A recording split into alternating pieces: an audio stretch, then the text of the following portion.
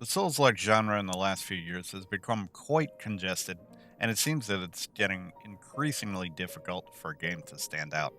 To do so, it needs to have something entirely new and compelling gameplay element to bring to the table. Did Another Crab's Treasure achieve this? How does it stack up against the rest of the genre? Let's find out in my review here of Another Crab's Treasure. From the moment I saw footage of the game, I knew I wanted to play it. I'm a sucker for gimmicky things in games, and a game about a hermit crab, you can change shells that have special abilities with Sekiro like combat. That was my initial impression anyway. The combat isn't nearly as intense as that. It sounded really amazing. Another Crab's Treasure starts off as a game just about a hermit crab named Kril that gets his shell taken away due to taxation and he wants to get it back. This leads him on a grand adventure through the ocean, which along the way he gains new appreciation for the ocean as well as the characters that he meets along the way. The game, in my opinion, breathes new life into the Souls like genre and demonstrates that not every game in the genre needs to have the same doom and gloom, bloody, medieval, Victorian like elements. The game is very bright, colorful, and vibrant. It takes the Souls formula that was made popular by much more dark and difficult games, such as its predecessors like Dark Souls, and turns it into something that is both light and charming while still having gameplay depth that requires respect and attention from the player. It was an absolute pleasure every time I sat down to play this game. There was incredible attention to detail at every turn, and the writing for the story and dialogue for characters was phenomenal and hilarious at the same time. You can tell that so much love and care went into this game. As you progress through the game, it continues to open up and expand in terms of gameplay and combat. You have four stats to level up: vitality, which is your health; resistance, which affects your shell health and resistance to status effects; attack, which is pretty self explanatory; and MSG, which affects your umami based attacks, which are your shell abilities and adaptations, which are obtained mainly from killing bosses. The developer Aggro Crab stated that the gameplay was heavily inspired by Sekiro, and therefore there is no stamina system in the game.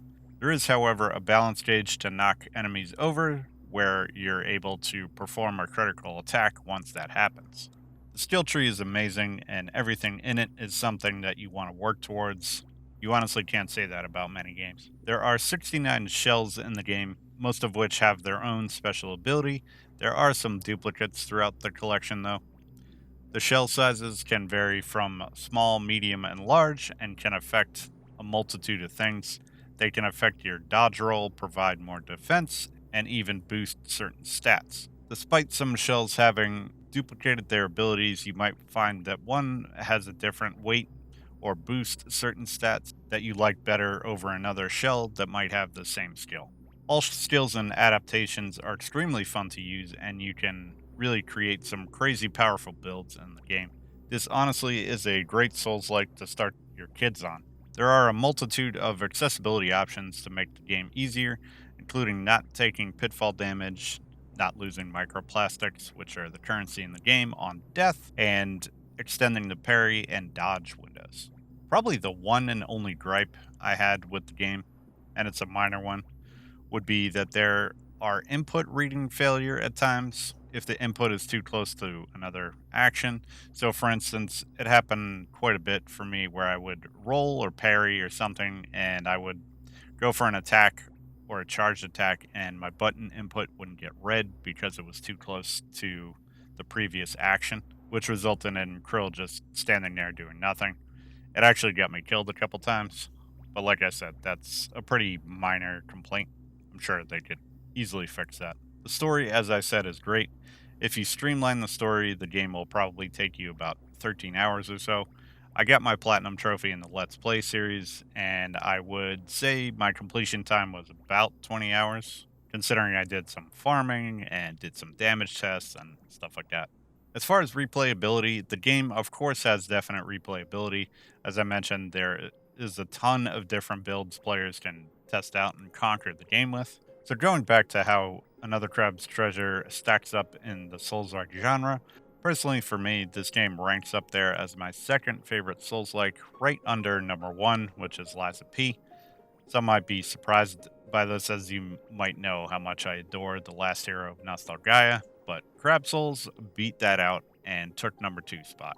It goes without saying, but this game is an absolute 10 out of 10 for me, and I hope it wins Indie of the Year. Considering this is Aggro Crab's second game, they absolutely hit a grand slam with this one. I really look forward to what they cook up in the future. With all that being said, that is going to do it for this one. What did you guys think of the game? Let me know in the comments. I'd love to hear from you. So hopefully you're all doing well. Stay tuned. More coming at you. Take care.